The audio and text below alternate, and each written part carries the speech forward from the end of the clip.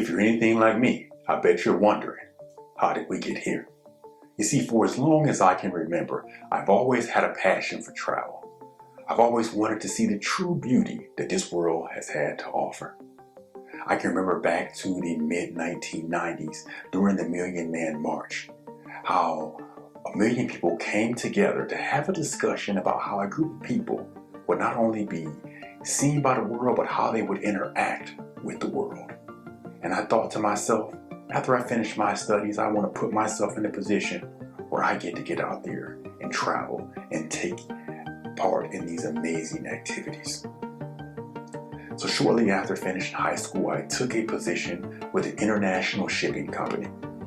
One of the benefits for working for this organization is they allow their employees to take a flight anywhere on the world that the company was going. For years, I tried to take advantage of this opportunity, but I wasn't able to do so.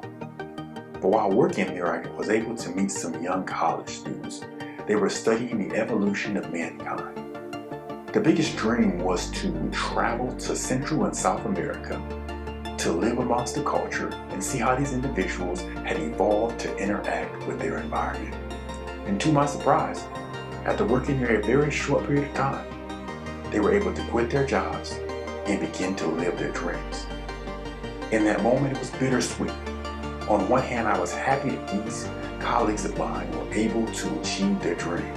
But on the other hand, I was sad. I realized that I was still letting life live me. So I decided to make some changes in my life. I decided to leave that organization and work for another that allowed me to do things that were bigger than me.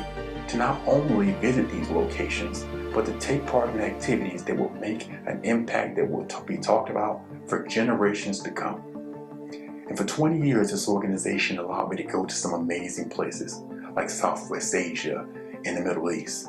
I was able to take vaccines to small villages that were still being affected with diseases such as polio. And while I absolutely loved that opportunity, I was still unable to achieve my dream of going to Africa. You see, I had been taking tests like 23andMe to try to pinpoint where my ancestors came from. And 23andMe were able to let me know that they had come from places like West Africa and South Africa and Tanzania and Mozambique.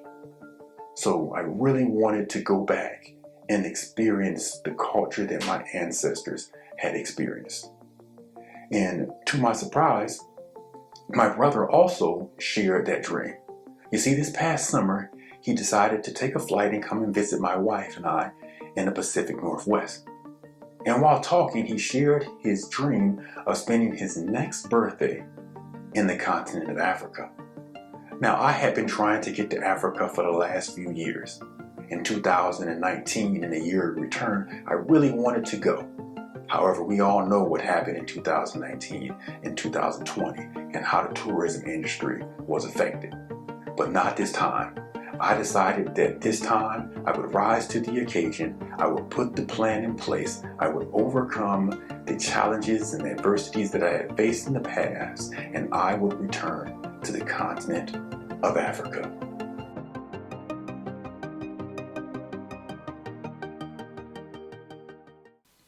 So this trip started out as many adventures started out before it. But this one was a little different because there had been so much headache associated with traveling over the last few years on both sides of the table, both the industry and the traveler.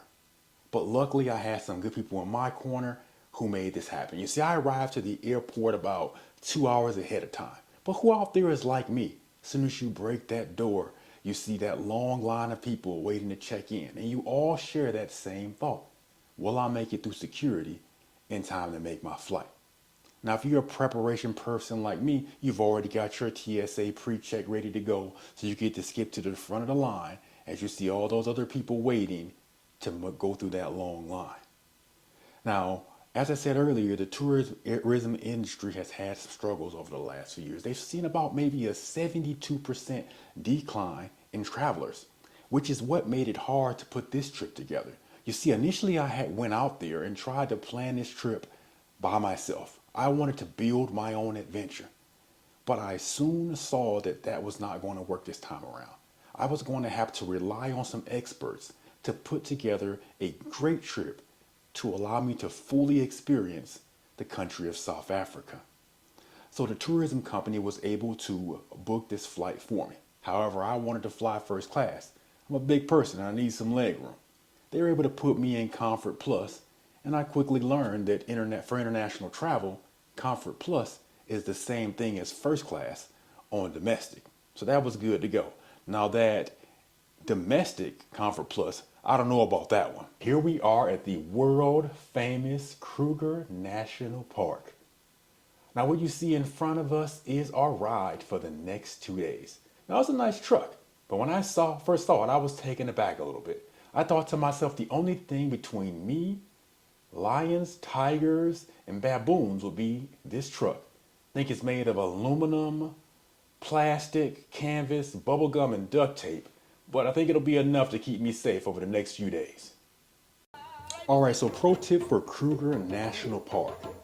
Get there early and be there ready. Okay, so what's happening now is she's basically just searching for food. A lot of people think they're always in a group, but not really. So she'll be on her own, scavenging for food, trying to find something, and when she needs help, that's when she'll call back up. Alright, so the reason why I said to get there early is because animals are just like us. They want to get their stuff done when it's cool outside, and typically that's in the middle of the morning. So when we got there, as soon as we got there, the first thing we saw was these hyenas. So we had to be ready and have our camera equipment at the ready to get these shots. Now, if you're anything like me, you probably were out there waiting to see the lions, but the hyenas were a pleasant surprise as well. But not to be outdone, shortly after seeing the hyenas, the lions showed up. Now, we drove around for about 30 minutes before we saw the lions, and at first I was like, we're gonna ride on a paved road to see lions? How is that gonna work out? And it's like, as soon as I thought that, the tour guide immediately drove down this beat up old road. Remind me of old Georgia tank trail with all the dust flying up. So make sure that you are ready and you're dressed appropriately. The two things that you have to prepare for is the dust and the sun. Now I'm gonna tell you, this is not your typical domestic sun. We were covered by the cover of the truck, and the sun was beating through that truck enough to still give some of the passengers sunburn. But isn't this an amazing shot? Aren't these animals so majestic? You know, it's funny to me, I go all over the world to take amazing shots, and it never seems to get old how nature cannot be outdone. They make the best subjects. All right, so I have a story to tell about these lions. Now, I am a perfectionist, but when I saw these lions, they came up on us so fast that I really wasn't mentally prepared to get these pictures. Now, they came out great, but when I looked down at my settings after we finished taking pictures, I thought to myself, oh my goodness, my settings were awful. I think I missed a shot. So they've got a history where they get pneumonia at around about 7 years old. So a lot of them died at that age. But shortly after that, the tour guide started saying, hey, I think I see something up ahead. So I had to get myself out of my own head to get back in the game. And as soon as the lions went past, we saw this, I think it's a blue wildebeest walking through the bush. And I thought to myself, the lions are literally no more than 2 football fields away. And here's a huge blue wildebeest just walking along. And it's so amazing to me that in Africa, in 1 second, you can be taking pictures of a lion pride. And in another blink of an eye, right across the field, you can be taking these amazing pictures of a blue wildebeest. You know, I truly think that National Geographic does a great job bringing these images into our living room, but you really can't fully appreciate the power and the majesty of these animals until they're right there in front of you. Check this out. You know, I'm just right here taking pictures of this blue wildebeest, and he's just tarrying along.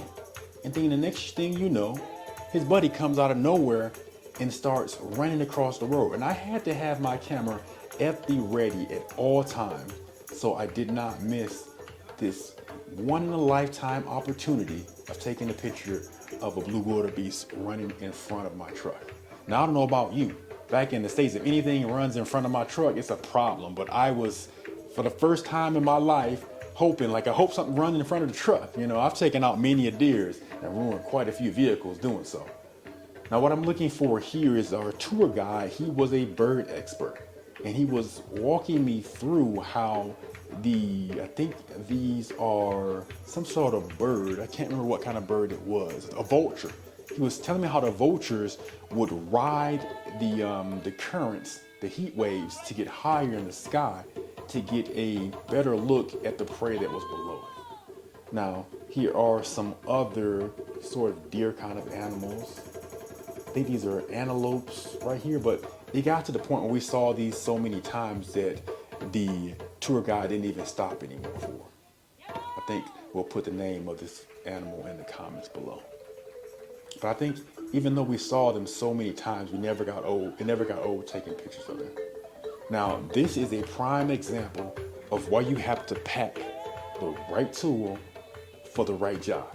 You see, before I went out there, I had convinced my wife that we needed to get a longer lens. So we needed about a 100 by 500 millimeter lens because we were shooting with the GoPro, and the GoPro does a great job of capturing action and allowing you to go into terrain that just normal equipment is not built to go into.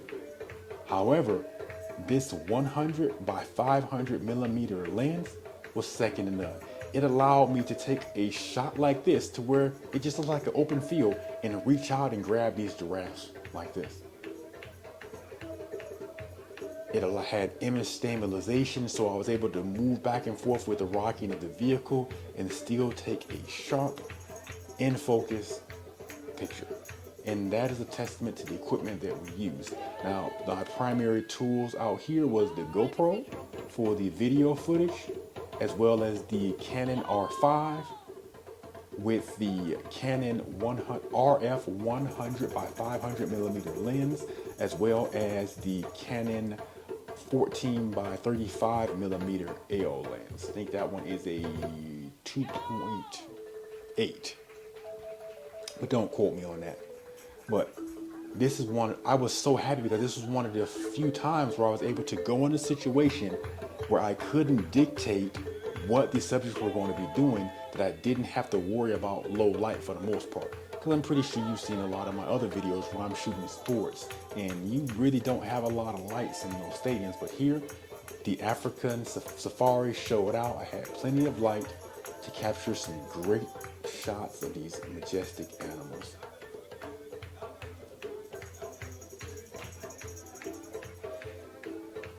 All right, so these elephants gave me fits. I mean, they were beautiful animals, but they were hiding behind every tree. And it was like every time someone would say, "Oh, there's an elephant," they would just run they would run out of the light or behind something to where I just couldn't get a good picture of the elephants.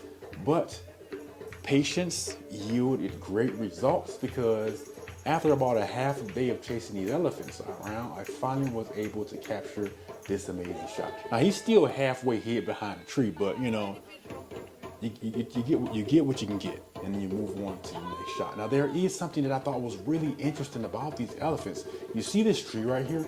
You would think that maybe this was a wildfire, or maybe the tree just passed of old age. But what I was told, now fact check this, Google it, National Geographic, whatever you got to do. Don't trust me, I'm just some random guy on the internet. But what I was told is that the elephants will go to the large trees and they will scrape against them. And as they do so, it knocks bark off the tree. Now the tree can survive as long as it has a little bit of bark on it. But as soon as they make a 360-degree pass on that tree and knock all the bark off, it'll die.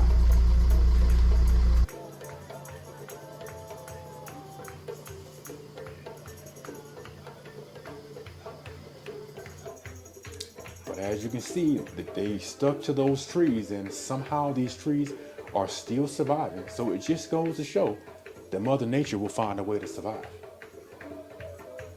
Now, the elephants for me were a very interesting animal. It's one of the, maybe the second or third animals that we saw. The first one we saw was way out in the distance on a hill. And one of the tour guides, they pointed it out to us. And it just also speaks to make sure that you spend the money necessary to get the experience that you want. In my opinion, the tour guide is not the place to pinch pennies. You want to take someone out there who knows exactly what they're doing, that's going to put you in the best situation so you can fully experience and enjoy this experience. But look at that African sun. I mean, this was an amazing view, and one that I will not soon forget. I'm also maybe thinking about going back to Africa again, because if you're anything like me, you're good the first time around, but for me, I find myself to be great the second time around. I always say I'm in rare form the second time around because I've had an opportunity to go back, look at my mistakes, make some adjustments, and then go out there and get it done right. All right, so this was the first shot of the second day. Now, the funny story about this picture is when the tour guide took us out the second day, he's like, oh, there's a baby elephant. And I was like, yeah, there's a black baby elephant. And he's like, yeah, the elephant's wet. And I was like, hey, when I tell the story, it's going to be a black elephant. Here are some zebras. And what I found was strange about the zebras is for the whole first day of the safari, we didn't see one zebra. And then on the second day, it's like we saw countless zebras. It's like they were ready for their photo shoot. And one thing I also found that was interesting was with the elephants, they were hiding behind trees. They were hard to get pictures of, but the zebras were right out there in the open, ready for that work. It was like they wish somebody would try them. And I've heard that zebras are very aggressive. One of the reasons why you see that we humans ride horses as opposed to zebras are because zebras are quite angry animals.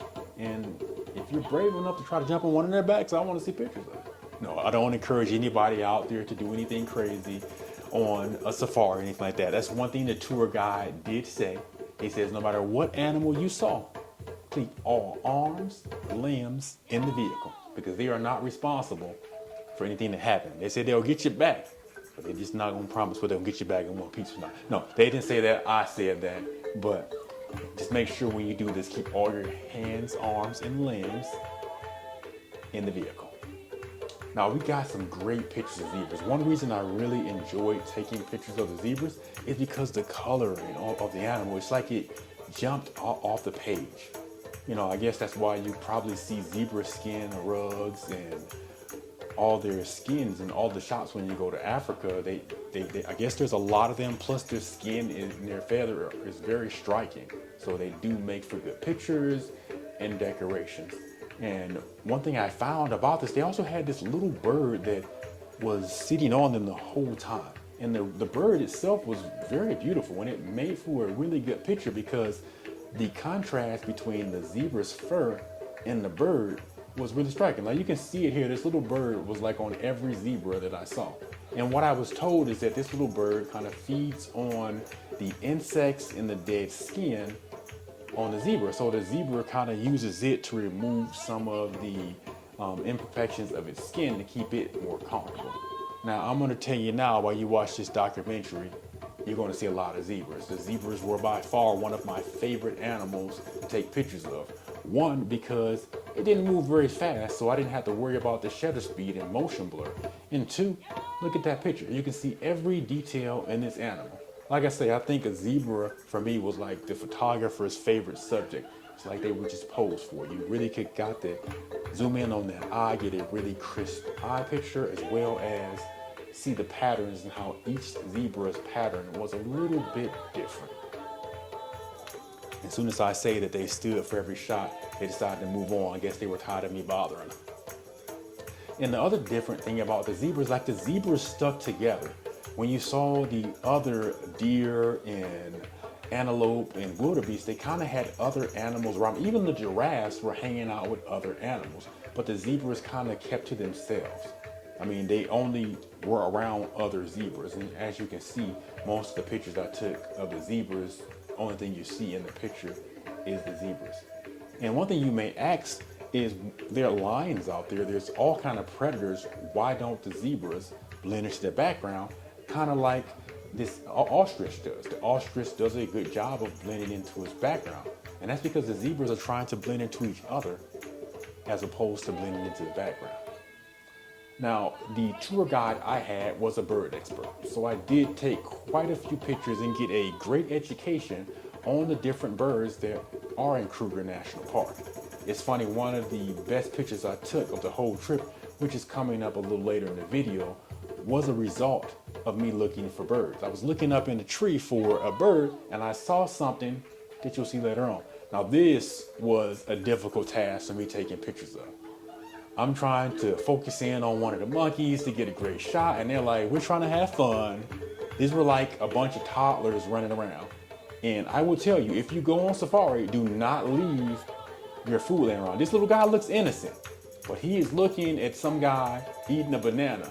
And that guy, shortly after this happened, set that banana down, and that monkey helped himself to a delicious banana. So when you're out there, secure your food. Now don't worry. The animals will not jump in the truck while you're there. But if you leave something in the truck and then you walk away, when you go back, it will not be there. Some monkey will be enjoying your sandwich and your banana. See, look at him. He's not like he's plotting on my lunch. But don't worry, I watched my food and he didn't get a free snacks because the tour guide said they don't encourage feeding the wildlife. So you may lose a sandwich and a figure if you try to hand feed this little cute guy. But I think these animals came out. They were great subjects, and I was really able to take some amazing shots. So look at that. It's like these animals were posing for every single photo. They came out really well. I consider myself to be a pretty good photographer, but you know, there's no substitute for a great subject. And that's one thing I also liked about the safari. If you look in the foreground, you see the amazing animals, but if you look closely, you'll also see that there's other animals in the picture that you didn't even realize were there. Now this right here was a great treat. What I did not know is that if you see an animal in the Kruger National Park that has a neck collar or electronic tag, they're endangered species. So these are wild dogs. There's only about 200 to 300 wild dogs left in Kruger National Park. And as you can see, the one that's sitting down taking a nap has a tag, not this guy. This is another animal that was plotting on my lunch. But I didn't feed this one either because even though they call these a wild dog, I wouldn't pet him. Now, as you can see, this guy right here, he has a tag that signifies him as an endangered species.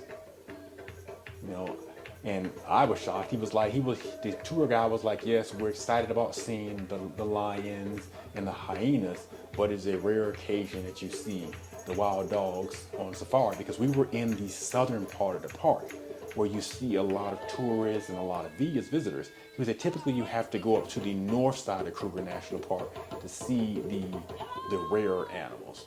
But these animals right here, they ventured down to the south side of the park just for the occasion of me being there so I can get some great pictures. Maybe not, but that's what I'm telling myself. But this guy sat there for a pretty long time and I was able to take some great pictures of them. You know, that's one thing that I really enjoy is when I have a long time with the animal, you really get to do some creative things. You get to like focus in on their eye, to see the texture in their eye, to take a look at the different companion animals. Like this right here is a bird that was hanging out with the wild dogs. I guess they were waiting on the hunt, and when they hunted, the bird will be there to partake in the spoils of their labors. Now I will say this was not my favorite bird to take pictures of. Had an interesting look, one that I will say was not pleasant. But you know, the beauty's in the eye of the beholder, and I think that all animals, everything in nature is beautiful in its own different way, and we have to find ways to enjoy them. The reason why I say that is because I think one of the difficult things as a photographer is that we always seek out what we believe is beauty.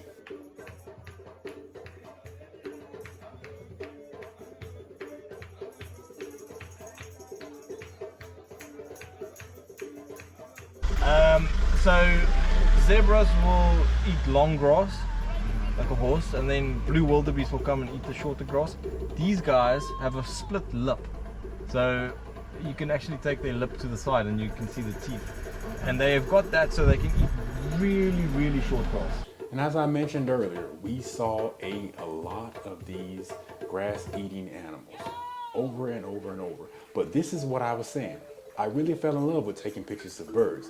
And when I looked in a tree for a bird, I saw this leopard just sitting in a tree looking down on us. Now we had been sitting there going really slowly looking for birds like this to take pictures of. And there was an amazing leopard sitting in a tree. The funny story about the leopard and his eagle was when I saw him, I told the tour guide to stop the safari so we can stop and take pictures of the leopard.